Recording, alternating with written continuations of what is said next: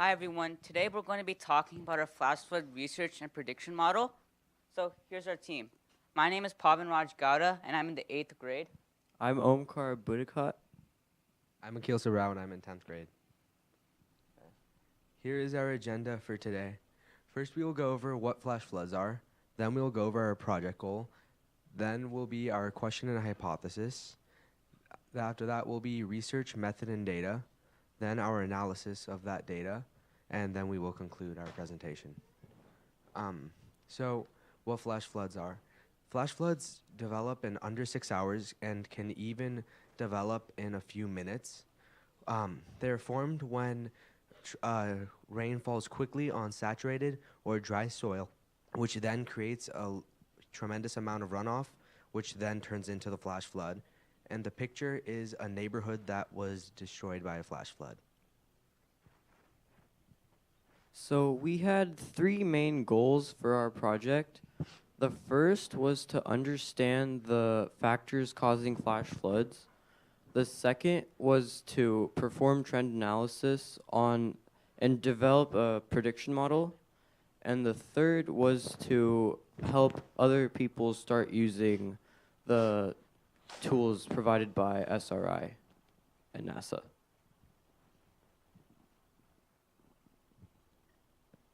So here's how we came up with our question and our hypothesis.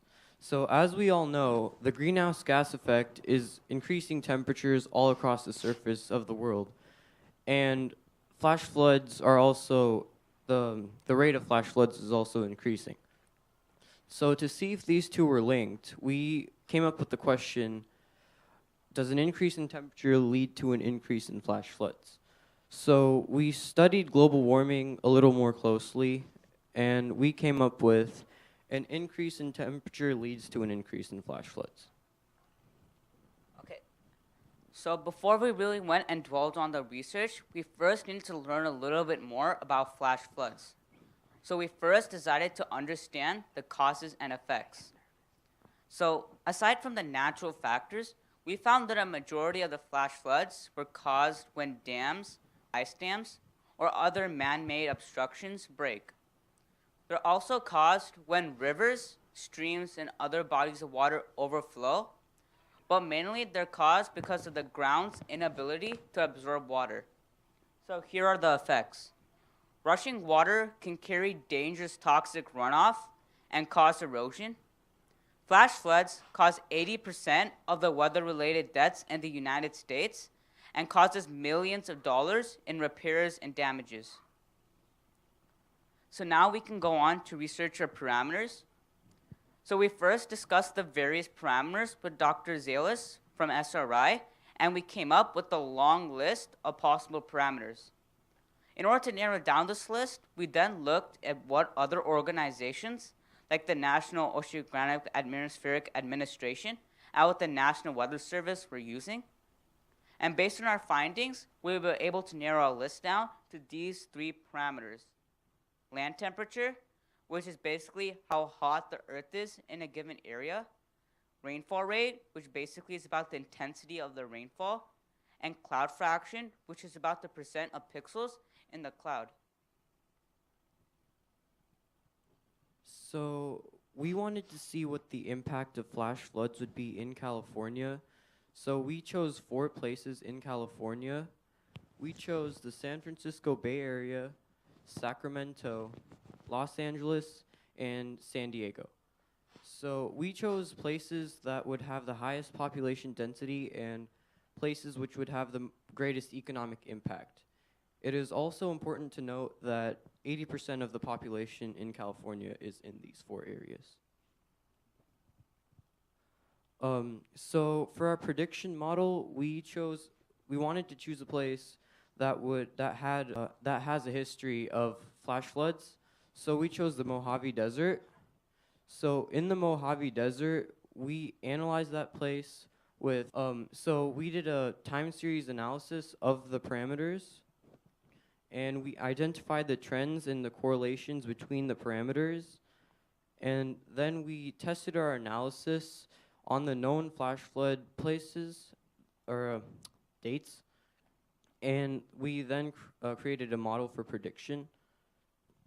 After creating the prediction model, we applied it, and we applied that in our analysis onto our 4 points of interest. And then, so with our model, we hope to mitigate the steps and increase the time to prepare for flash floods. Here are the tools we used for our project. We used Dice Giovanni to get our data, and like Dr. Zayla said, we use Microsoft Excel to perform time series trend analysis. And to share our data and collaborate, we use the OneDrive cloud. Dice Giovanni stands for Data Enhanced Investigations for Climate Change Education, and it was developed by SRI and NASA. And its goal was to help students understand and predict climate change and identify weather patterns across the world. The first step was to find the coordinates of your point of interest.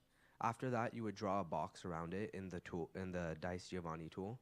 Then you would select the parameters in which you wanted data for, and finally, you would then select the time period in which you wanted the data. For us, we wanted data from August 2003 to August 2013. So after getting our data from DICE, we took the data and we put it onto Notepad, and then when we had it on Notepad, we pasted it onto Microsoft Excel, where we created time series graphs for parameter analysis. So after getting our graphs, we wanted to put it on one graph to make finding trends easier. So we overlaid it onto one graph, and that's basically the reason why.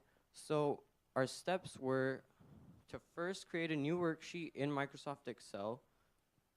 The second was to copy the parameters into individual columns.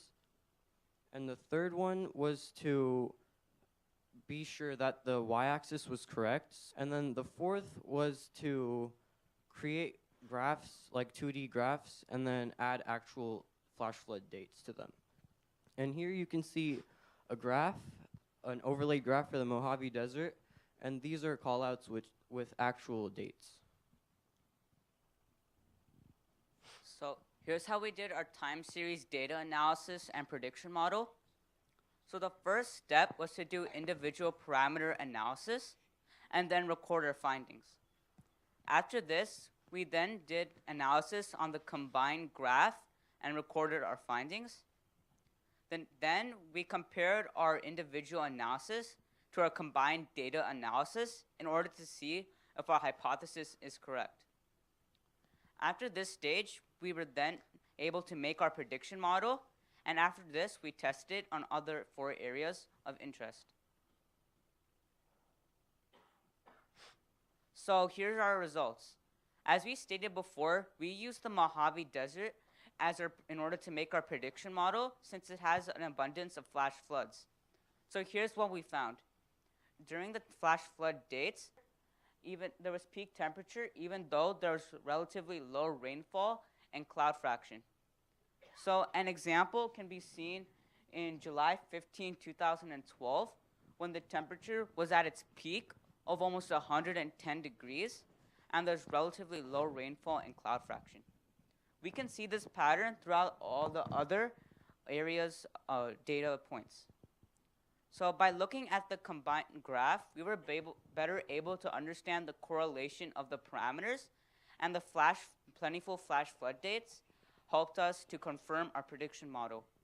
Also, another interesting thing that we found is that the flash floods did not occur during the points of peak rainfall. So as you can see here, the rainfall was at its peak and very high, but because of the low temperature, there was no flash flood. So now we were ready to test our prediction model on the other 4 areas of interest. Here are the results for the Bay Area, and whenever the rainfall rate peaked, the temperature went down, and whenever the temperature peaked, the rainfall rate was near 0 or at 0. So therefore, we have not experienced a flash flood in the last 10 years. However, we still have to look out for the changing weather patterns. Here are the results for Sacramento, and they are similar with the Bay Area because, as with the Bay Area, whenever the temperature peaked, the rainfall rate went down, and whenever the rainfall rate went up, the temperature went down. However, there was one exception on July 2013 where the temperature peaked and the rainfall rate also went up, and that caused the flash flood. So this proves our hypothesis because even with low rainfall rate, a flash flood can occur with high temperatures. So Los Angeles hasn't had any flash floods, but it does have long, dry summers. And so the reason it hasn't had flash floods is mainly because in summer, when its temperatures are higher, there is no rainfall, so the water can't build up, and then so like a flash flood doesn't happen. But in winter, when let's see, when in winter when there is rainfall, the temperatures are low, so the ground can actually absorb the water, so there isn't any flash flood. But recently, LA has been having more and more alerts for flash floods, and this is because of the long, dry weather patterns we've been having in California. So so this puts LA at high risk. So if rainfall were to fall, it would most probably result into a flash flood.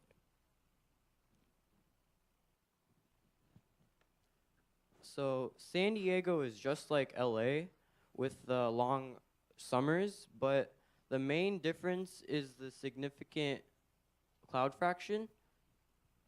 So they haven't had any flash floods either, and this is because in summertime when there is a lot of, or when the temperature is higher, the rainfall isn't there, so it doesn't result in a flash flood.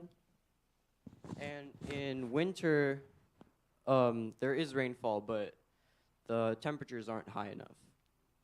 But San Diego is at high risk also because the drought that's happening and the cloud fraction, since cloud fraction is directly related with rainfall, if there's high cloud fraction, then there would most probably be a significant amount of rainfall. So then the rainfall would turn into a flash flood if it were to fall. So this is why it's important to watch cloud fraction and rainfall in San Diego. Okay, so now you've heard our results. Here are the key points from our conclusion. A Bay Area is still not at risk for a flash flood. Sacramento has had flash floods in the past and are likely to have more, especially during the summer times. Los Angeles, due to its long periods of dry weather, Los Angeles is likely to have more flash floods in the future. San Diego has had favorable conditions for flash floods, and even though none have occurred yet, the risk is very high. So at the end, we were able to conclude that our hypothesis was correct, that an increase in temperature does lead to an increase in flash floods, which means as the greenhouse gas effect keeps increasing our Earth's temperature, we are supposed to see an increase in flash floods. So we need to be prepared for these flash floods. So thank you. We would also like to thank SRI for providing us with the tools we use in order to do this project. And we hope that our research inspired more kids in order to use these tools for their projects. Thank you. Thank you. Thanks.